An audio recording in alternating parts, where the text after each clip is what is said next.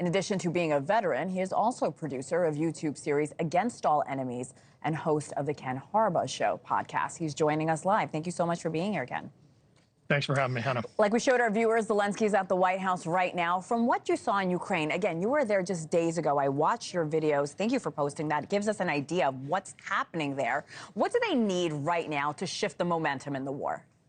They need permission to fight.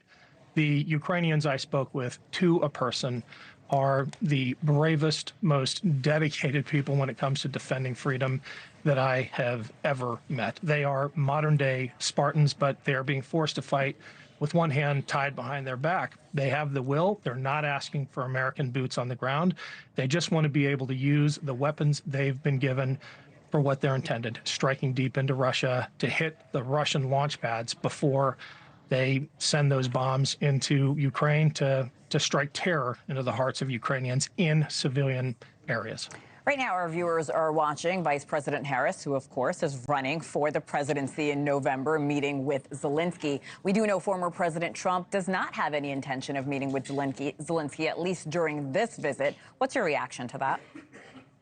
It is a disappointment, but I think the former president has signaled for some time that he would abandon Ukraine's defense. I mean, and I'm not paraphrasing, he said Vladimir Putin could do whatever the hell he wants when it comes to Ukraine. I think that is a gross abdication of America's responsibility to the free world, and I hope that Ukraine feels emboldened from this visit by Zelenskyy because they need the help. They certainly deserve our moral support.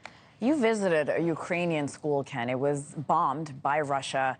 I can't imagine standing in that rubble. Can you tell us a little bit more about it?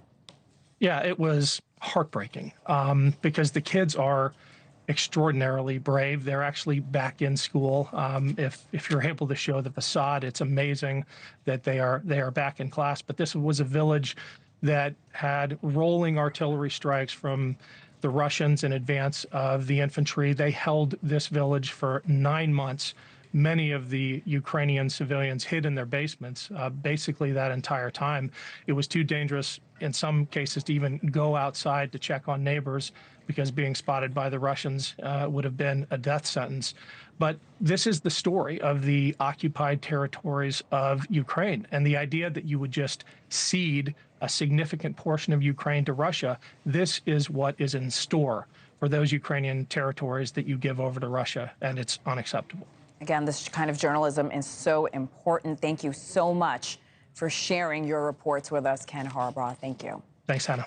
Thanks so much for watching. Just go to joinnn.com to find News Nation on your television provider. And don't forget to click the red subscribe button below to get more of News Nation's fact-driven, unbiased coverage.